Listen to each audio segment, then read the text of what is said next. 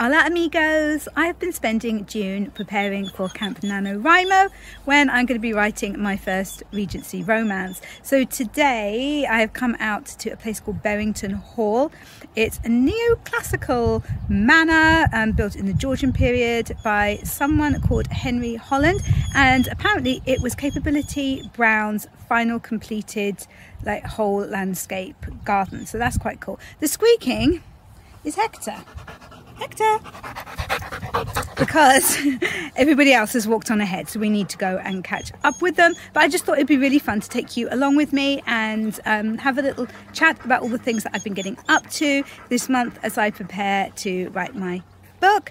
If you haven't been to my channel before, my name is Emma Bennet. I usually write contemporary romance and the occasional children's picture book, and I'm also a freelance developmental editor.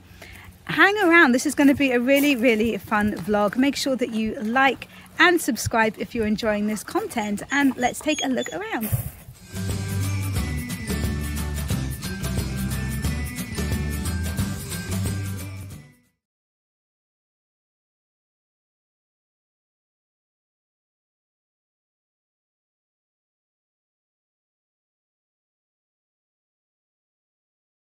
And of course I found a bookshop.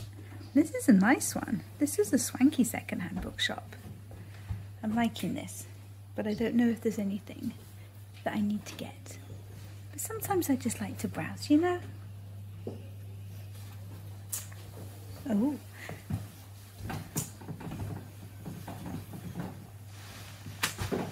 Can you hear Hector squeaking outside? Doesn't like it when I'm not with him.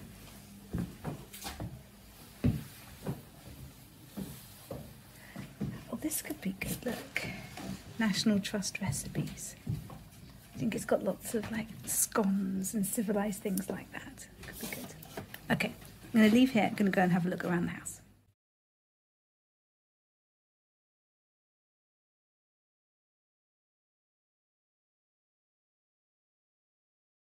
So this is the front of the house here, but what I really love is that just over there is a herd of cows.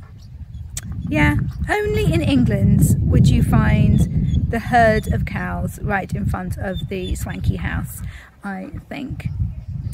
Very peculiar English thing. There are sheep here as well, which is quite cool, just like randomly roaming around. Hector's still squeaking because some people have gone inside the house. I'm going to take a walk around the house with the dogs, and then we're going to go in and have a look around. So apparently this crazy dress dates from the 1760s. It belonged to the lady of the house, and it was purchased back like to the house in 2016, I think, and they managed to use like 3D printer technology to recreate some of the design and stuff that was missing because it was really damaged, and put it back. But just imagine going through doors. I mean, that cannot have been comfortable to wear. Still pretty cool though. So the woman who wore that enormous dress was the same size as me, which is really cool. She was tiny, just like me. So we went around the basements and everything. That was really cool. I didn't know that apparently the kitchens used to be in a different building because they used to catch fire all the time. So that was something new that I learned. And then it was only later on that they were moved back into the, well, not moved back into the house. I believe there was like two buildings that were kind of joined together, so that, well, you've got to keep the food warm, haven't you? Yeah, so we've seen all the inside of the house. We also got some gooseberries. They were selling some local produce, so I got some gooseberries, and now we're going to have a walk generally around the gardens, and there's a walled garden as well that we really want to check out as well.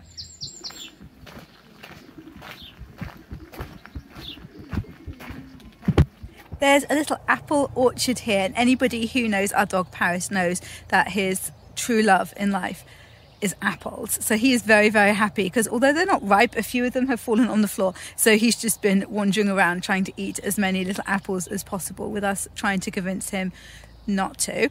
Meanwhile, while we were distracted with Paris, Hector managed to grab a mouthful of the gooseberries from the bag. This is what it's like when we all come out together. It's great fun, but it's definitely busy.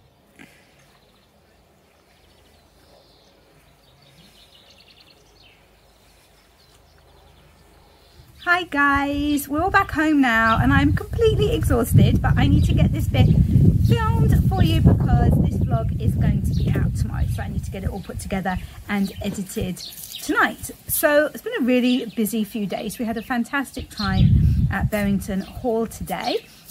Earlier in the week we actually went away for the night to a really beautiful country house hotel in the name of research as well, and on the way home from that we went to another National Trust property, and we are hoping to visit one which is closer to home tomorrow, so that should be really cool. But what other things have I been doing to prepare for Camp Nano other than gallivanting around the country, honestly? So there's been a fair bit of reading. First of all, Georgette Heyer's Regency World, the definitive guide to the people, places and society in Georgette Heyer's Regency novels. This is pretty useful. It's all kind of related to Georgette Heyer's novels, and she did a huge amount of research for them. So I'm guessing that it's all correct, but I kind of do feel that because the writer of this does take a lot of details from fiction, I probably need to check up on anything that I'm not absolutely certain about already. But yeah, really cool. What else have we got? Other non-fiction. We have the Time Traveller's Guide to Regency Britain. I haven't read all of this, but I have kind of had a flick through and looked up a few things which were like directly relevant, but I will do during July. I'm gonna work my way through that. That's a very good one actually. I really like that one. And then High Society, A Social History of the Regency Period 1788 to 1830. This one again I've kind of flicked through. It's a bit dry, honestly. It's not the most exciting read, so I probably won't use this one as much. This one's a library book actually, so it can probably go back to the library quite soon.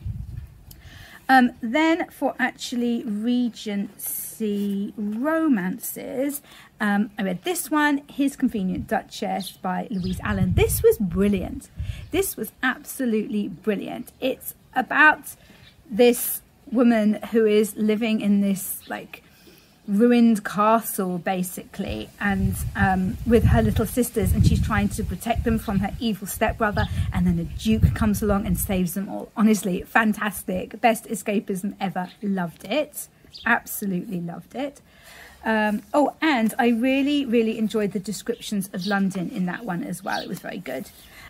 Okay, so next we have Georgette Heyer, The Convenient Marriage. I feel this is the first Georgette Heyer that I've read, but it might not be. I might have read one or two many moons ago. Obviously, she's very well known for her Regencies, so I wanted to read one, and this is probably her most popular, from what I can garner anyway. It's not actually a romance. So I was reading this at the Hay Festival, and in my vlog I said that I kind of was a bit disappointed because I felt that the romance wasn't big enough in the story, and then somebody very nicely messaged me and said there are romantic elements, but actually it's a Regency, not a Regency romance, so that explains that. I found that there were too many period details in it for me. You know, she was writing, I think she wrote this in like the 1950s, I want to say. Let me check. So the language is already quite old-fashioned, and you've got things like, oh, 1934. Older than that. So you've got things like the hero being encouraged to give the heroine a beating when she doesn't do what he says, and things like that, which, you know, we're not comfortable with nowadays. And that was something that I discussed with Virginia Heath in my interview that I did with her, which I will link down in the description below if you haven't had a chance to see that.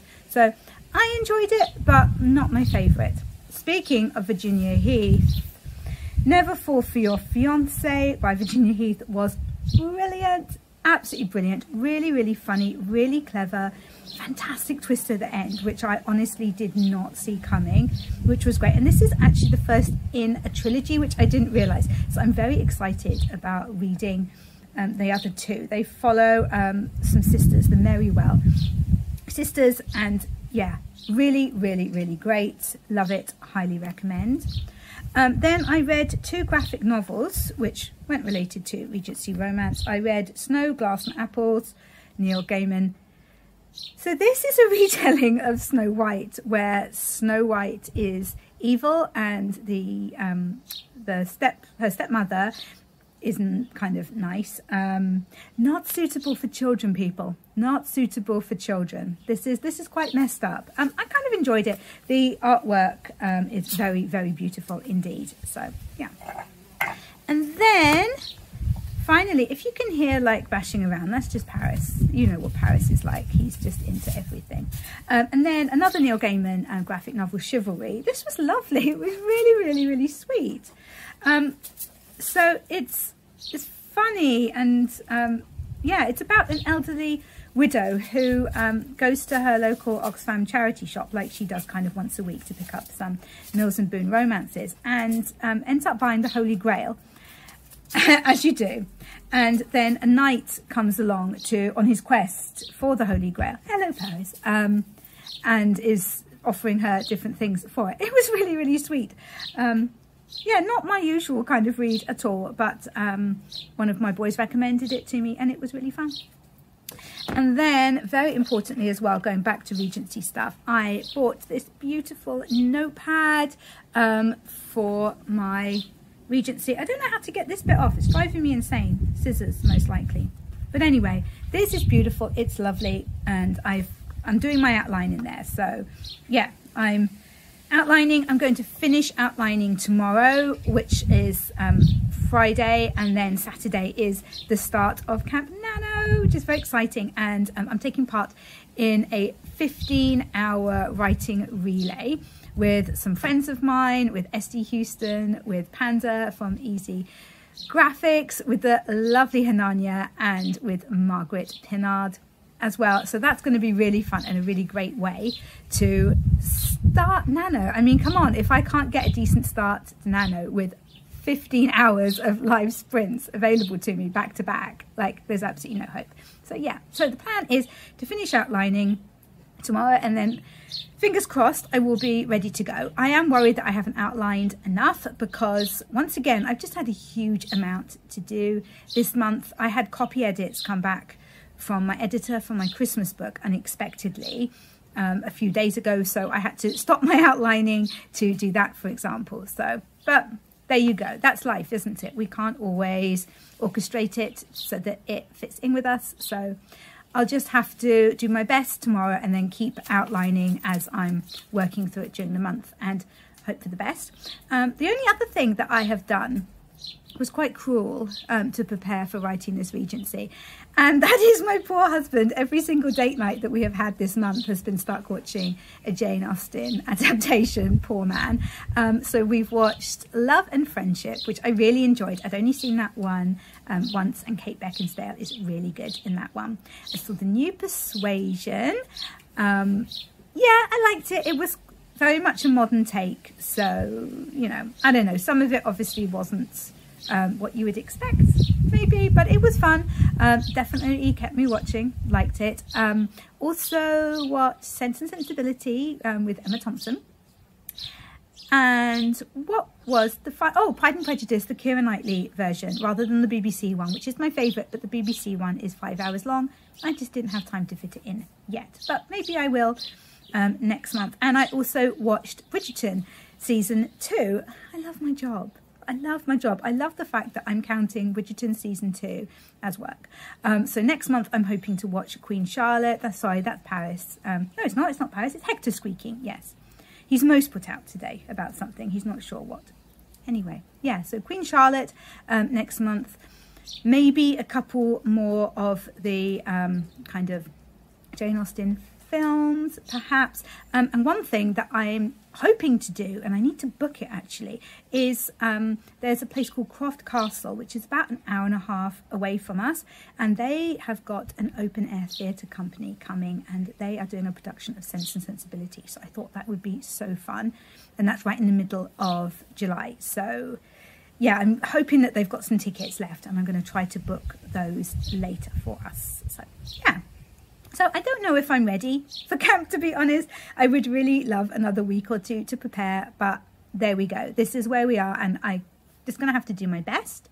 Let me know if you are attempting camp next month and what your goals are, what you're planning to write. If we're not friends on the NaNoWriMo website, go and find me. I'm like Emma Bennet or Emma Bennet Romance or something like that. It'd be really, really fun to, you know, encourage each other and cheer all of our wins, laments when we don't make our word counts and stuff like that. I am hoping to do quite a few live sprints during next month because I find they really help me, and I just love the community aspect of it. But it definitely won't be every day, just because we've also got quite a lot of stuff going on ourselves, so I won't be able to manage that, but hopefully quite a few. Anyway, don't forget to like this video if you have enjoyed it, and subscribe if you're not already, so that you can follow through my Camp Nano journey and see where I end up. Who knows? I have never attempted a Regency before. It's completely new and I'm not sure what to expect, but I will give it my best to go. Have an awesome rest of your day, whatever you are doing, and I will catch you in the next one.